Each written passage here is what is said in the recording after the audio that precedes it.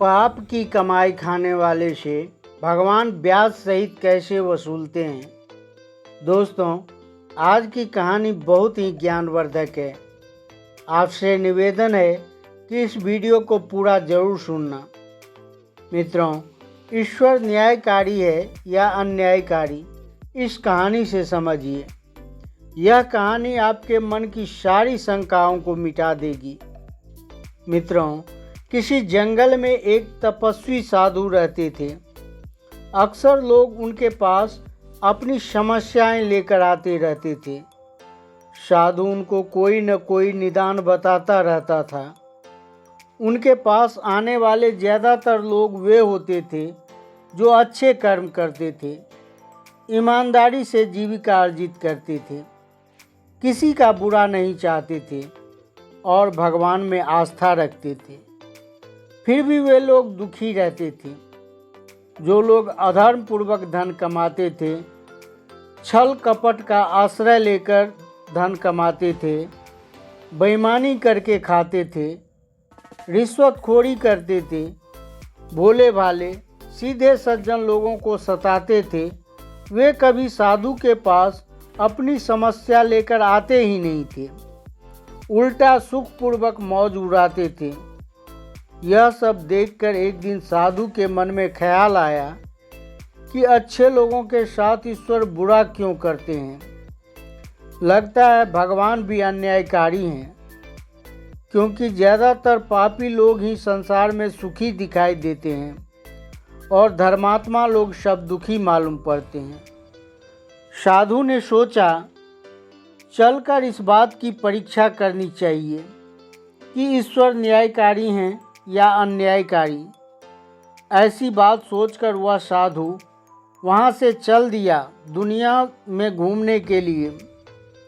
थोड़ी दूर चलने के बाद उसने देखा कि एक खेत के किनारे बहुत से किसान बैठे हुए थे। उनसे उस तपस्वी साधु ने पूछा, क्यों भाई, ईश्वर न्यायकारी है या अन्यायकारी? किसान बोले, साधु महाराज, इस वर्ष हमारी फसल वर्षा न होने के कारण मारी गई। हम लोगों की पूरी मेहनत बेकार चली गई। इससे सिद्ध होता है कि भगवान बड़ा ही अन्यायकारी है। भगवान ने हमारे साथ अच्छा नहीं किया। जिनके पेट पहले से भरे हैं, भगवान भी उन्हीं को खाने को देते हैं। जिस समुद्र में जल की कोई कमी नहीं है, फिर भी वर्षा उसी समुद्र में होती रहती है और हम लोगों के खेत पानी के लिए तरसता रहता है। ईश्वर हमारे साथ न्याय नहीं कर रहे हैं। किसानों की बात सुनकर साधु का विश्वास और भी पक्का हो गया कि ईश्वर न्यायकारी नहीं है। तपस्वी वहाँ से फिर आगे के लिए चल दिए। इधर भगवान ने सोचा कि यह तपस्वी मेरा गलत प्रचार कर रहा है। वे यदि दुनिया को बतलाएगा कि मैं न्यायकारी नहीं हूँ, तो जो मेरे भक्त हैं, मुझ पर भरोसा करते हैं, वे भी यही मानने लगेंगे। पर इसे कौन बताए कि मैं कभी भी किसी के साथ अन्याय नहीं करता हूँ। मैं सबके साथ न्याय करता हूँ। भगवान अपनी न्यायकारिता को दिखाने के लिए तुरंत एक युवक का रूप बनाकर उस तपस्वी साधु के पास पहुंच गए और बोले, हे साधु महाराज, लगता है आप देश विदेश की यात्रा पर जा रहे हैं। हम भी देशाटन करने के लिए जा रहे हैं।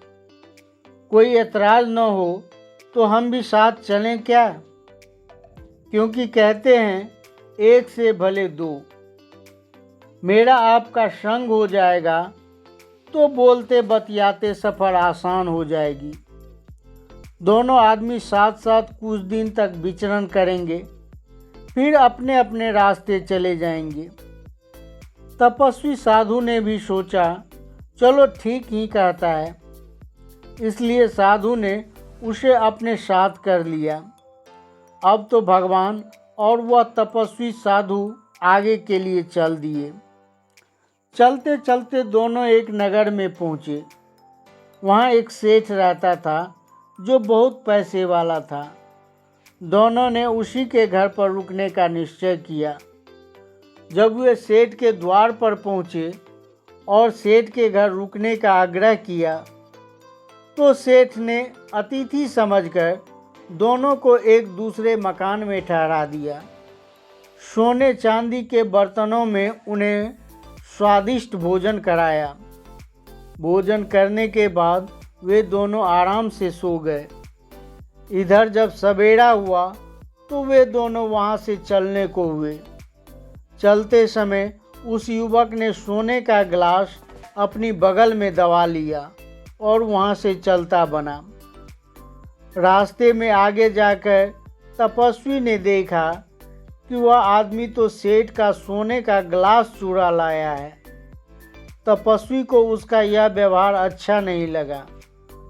तपस्वी उस युवक पर नाराज होते हुए बोला, अबे धूर्त कहीं के, तू सेठ के घर से सोने का गिलास चुरा लाया है। सेठ ने हमारे साथ कौन सा बुरा काम किया था? यही कि हमें ठहरने को जगह दी, सोने चांदी के बर्तनों में उत्तम भोजन कराया। वास्तव में लोग सच ही कहते हैं, न्याय का तो जमाना ही नहीं रहा। युवक ने कुछ नहीं कहा, तपस्वी से क्षमा मांग लिया और आगे के लिए चल दिए। चलते चलते वे एक दूसरे गांव में पहुंचे। शाम हो चुकी थी। उन्होंने उसी गांव में रुकने का फैसला किया।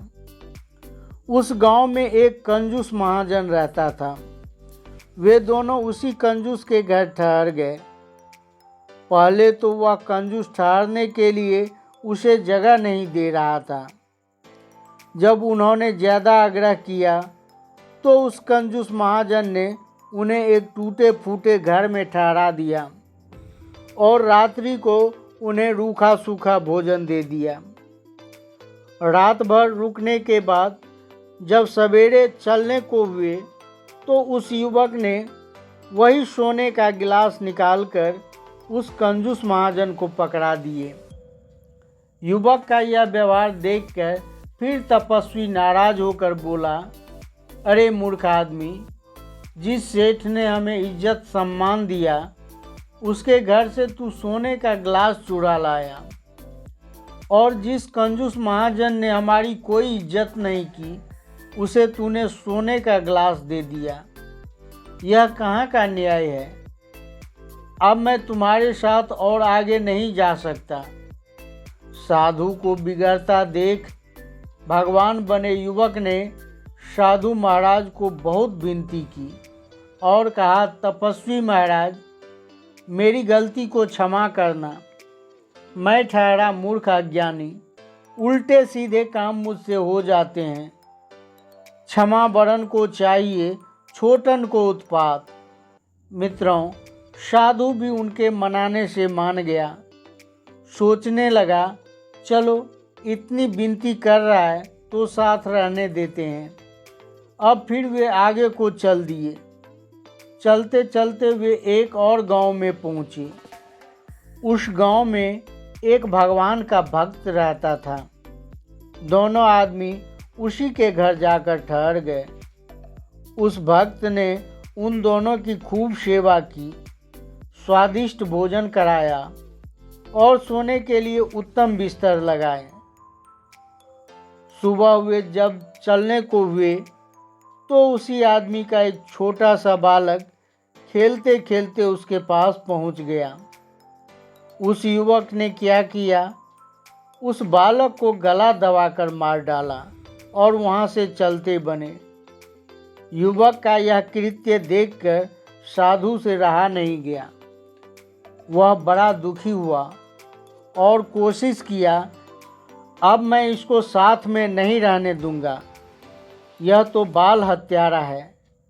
ऐसे पापी के साथ रहकर मैं भी पाप का भागी बन जाऊंगा। लेकिन उस युवक ने साधु के आगे हाथ जोड़ लिए और कहा, देखो, मैंने अब तक जो किया है वह अच्छा ही किया है। समय आने पर तुम्हें सब कुछ पता चल जाएगा। बेचारा साधु चुप हो गया और फिर वे साथ साथ आगे को चल दिए। चलते चलते वे एक नदी किनारे पहुँचे। नदी किनारे एक झोपड़ी पड़ी हुई थी। गांव नदी के उस पार पहाड़ी पर बसा हुआ था। वे दोनों उसी झोपड़ी में जाकर ठहर गए। पहाड़ी के ऊपर बसे गांव में एक बड़ा धर्मात्मा साहूकार रहता था। साहूकार ने सुना कि नदी किनारे झोपड़ी में दो साधु आकर ठहर गए हैं, क्यों न उन्हें यहीं बुलाकर मकान में ठहरने की व्यवस्था करा दी जाए। यही सोचकर साहूकार ने अपने एक नौकर को उन साधुओं को बुलाने के लिए भेजा। जब नौकर उन्हें बुलाने के लिए पहुंचा तो उसने सारी बात बताई कि हमारे मालिक साहब अपने घर में आपको ठहराने के लिए बुला रहे हैं। दोनों उसके साथ नौका पर बैठकर नदी पार करने लगे।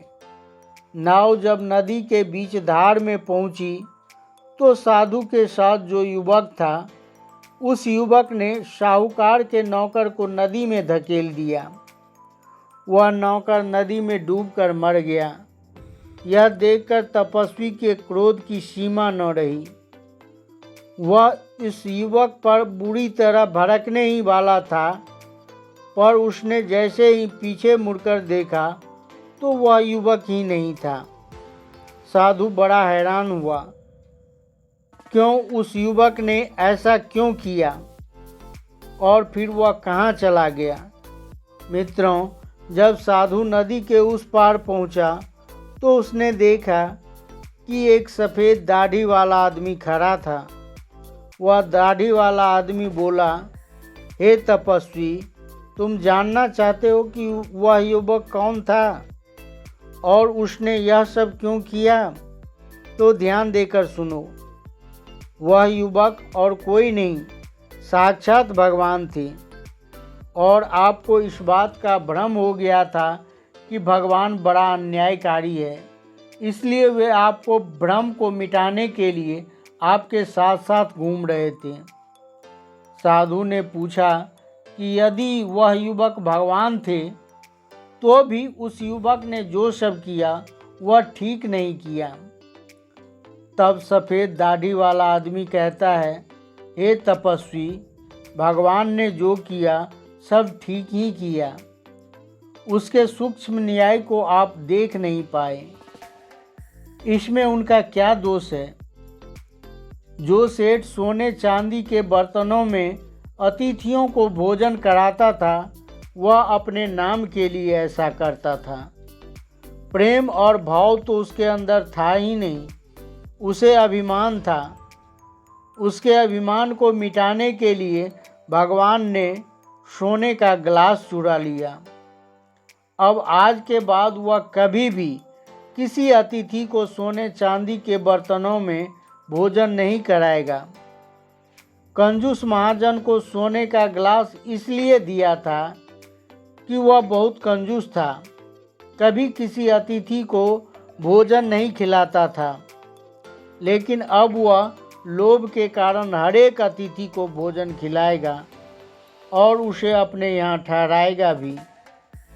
भगवान ने जिस भक्त के लड़का को मार डाला था, उसका कारण यह था कि यह आदमी पहले भगवान का बहुत बड़ा भक्त था। भगवान से उससे बहुत प्रेम करता था, लेकिन जब से उसके घर में लड़का पैदा हुआ तब से वह भगवान से दूर होता चला गया और लड़के के मोह में पड़कर भक्ति भाव को भूल गया। आगे चलकर वह मोहवश प्राण त्यागता तो उसे नरक में जाना पड़ता। इसलिए उसके लड़के को भगवान अपने पास बुला लिए। अब वह वैराग को प्राप्त करके भगवत भक्ति में लीन हो जाएगा। और उसके बाद भगवान ने जिस नौकर को नदी में फेंक दिया, वह नौकर बड़ा ही दुष्ट और चोर था। उसका मालिक साहूकार बहुत ही सज्जन और धर्मात्मा व्यक्ति है। वह नौकर रोज उसके घर से चोरी करता था और अपने मालिक को जान से मारने की योजना बना रहा था। इसलिए भगवान ने उसे नदी में फेंक दिया, उसे उसकी करनी का दंड दे दिया। अब आप ही बताओ, भगवान न्यायकारी है या अन्यायकारी? दर्शक बंधु, तपस्वी को सब कुछ समझ में आ गया था कि भगवान किसी के साथ अन्याय नहीं करते हैं। जो लोग धर्मात्मा होकर भी दुख भोग रहे हैं, उसके दो कारण हो सकते हैं। या तो उसका कोई प्रारब्ध कर्म है, जो पहले उनसे कोई बुरा कर्म बन गया हो जिसका उन्हें दुख मिल रहा है, या भगवान उसके साथ कुछ अच्छा करने वाले हैं। और जो पापी पाप करके भी सुख भोग रहे हैं, उसके भी दो कारण हैं। पहला कारण यह है कि वे भगवान से विमुख हैं, उनका नरक में जाना तो तय है। दूसरा कारण यह है कि भगवान उसे इतने ऊपर इसलिए चढ़ा रहे हैं कि जब वे ऊपर से गिरेंगे तो उनका समूल नष्ट हो जाएगा। पाप की कमाई का अंत बहुत बुरा होता है। वे अंदर से खोखले हो जाते हैं। उनकी पाप की कमाई का असर उनके आने वाले पीढ़ियों पर पड़ती है। उनकी औलाद बुरे रास्ते पर भटक जाते हैं। उनका नैतिक पतन हो जाता है। उनके बुरे कर्म का प्रभाव उनकी कई पीढ़ियां भोगती है। मानसिक तनाव उन्हें घेरे रखता है। घर में कभी सुख शांति नहीं रहती, हमेशा क्लेश मचा रहता है। दाढ़ी वाले आदमी की बात सुनकर तपस्वी को सब कुछ समझ में आ गया था। अब वह भगवान पर पूर्ण विश्वास करके अपने आश्रम पर लौट आए और भगवान का चिंतन करने लगे। तो मित्रों, यह कहानी आपको कैसी लगी? अपनी कीमती राय कमेंट में ज़रूर लिखिए। साथ ही वीडियो को लाइक, सब्सक्राइब तथा शेयर अवश्य ही कीजिए। मिलते हैं अगले वीडियो में एक नई ज्ञान चर्चा के साथ। वीडियो के अंत तक बने रहने के लिए धन्यवाद। जय हिंद, जय भारत।